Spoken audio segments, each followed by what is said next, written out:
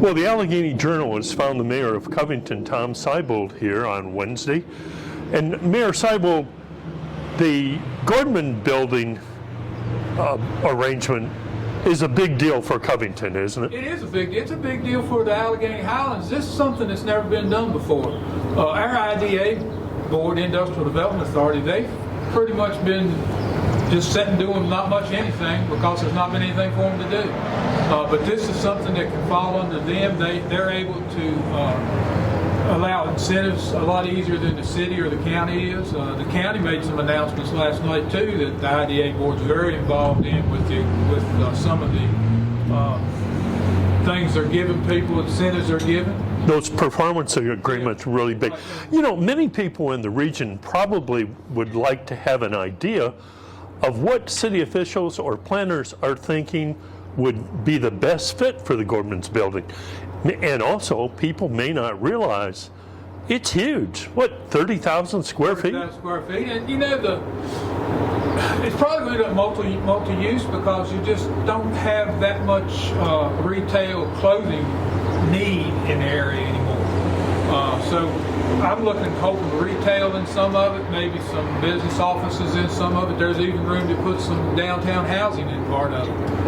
The whole second floor could be converted. I'm not sure what's going to happen. It'll be some different people talking, and we've got the Heads Down Strategies team that's going to be here. Been here. They're doing their downtown planning grant, and then they'll be involved in maybe some plans, seeing what we would be interested in doing there. But the IDA right now is who's going to be marketing it. Economic Development Corporation is involved. It's Alleghany Foundation had to be involved in it to make it happen. So it's been a lot of people bringing this together. We've never marketed anything like this before, and I think it's going to be a good way to go in the future. Well, there's a big event planned at Covington High School coming up, talking about downtown. What do you see happening there? That meeting will be a presentation from Head Down consultants that are doing our planning grant. They'll start off with probably some kind of a presentation, and then they'll drop off into small groups, and those small groups will brainstorm over what's best fit for downtown Covington.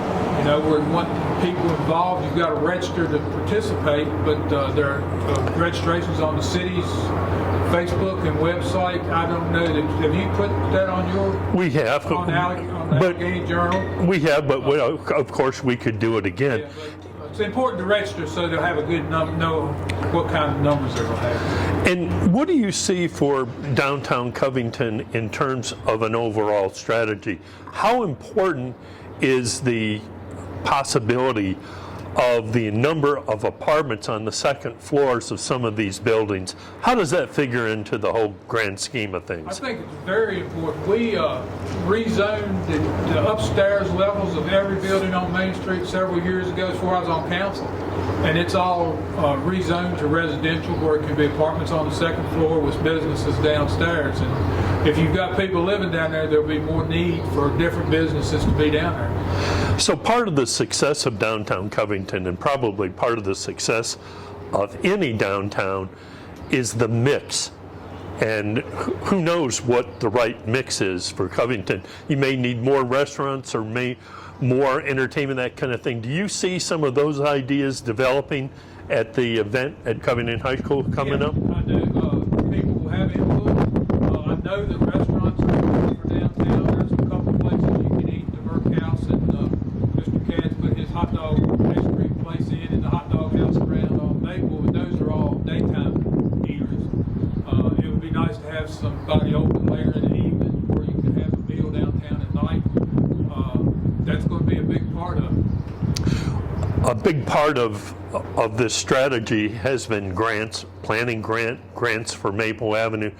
But when it comes down to it, really investing even more in downtown, is that going to involve a significant capital contribution from the city?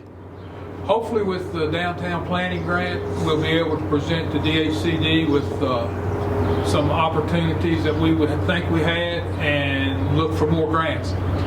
We'll have matches on those grants, but it'd be a whole lot nicer if you get $1 million and you don't have to put up $100,000. So we'll see how that goes. Let's switch gears for a moment.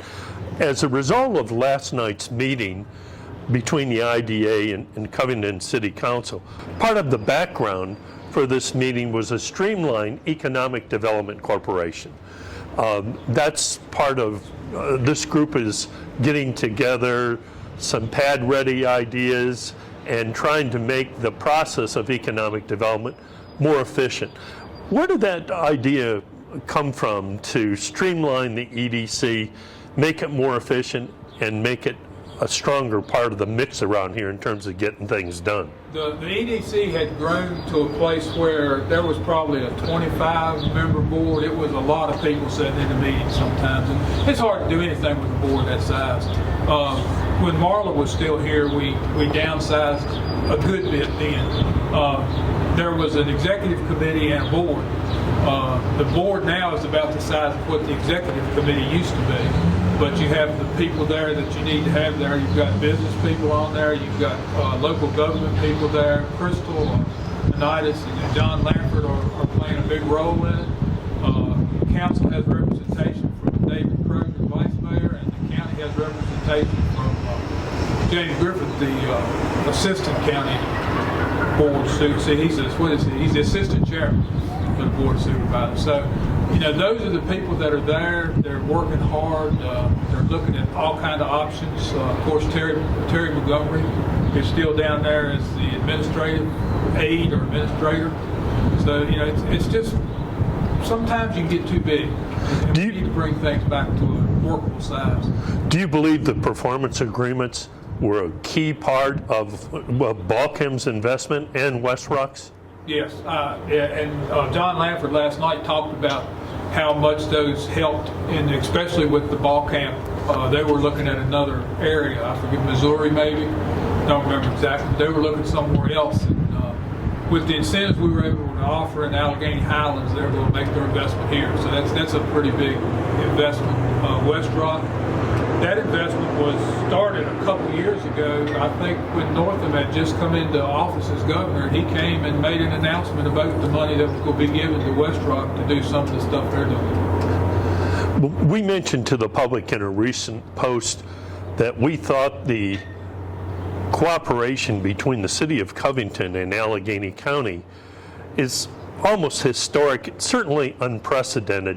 This joint economic development strategy where how much you invest is how much tax revenue you get back. Is this the best way forward? Yes. No doubt in my mind that we've got to work together to survive. Covington, we don't have any place to put any more industry. We don't have any usable land left. The county has some. If we invest with the county, then we can have opportunities for industrial development that we haven't had in the past, especially for the city. Thank you very much. Thank you, Jerry.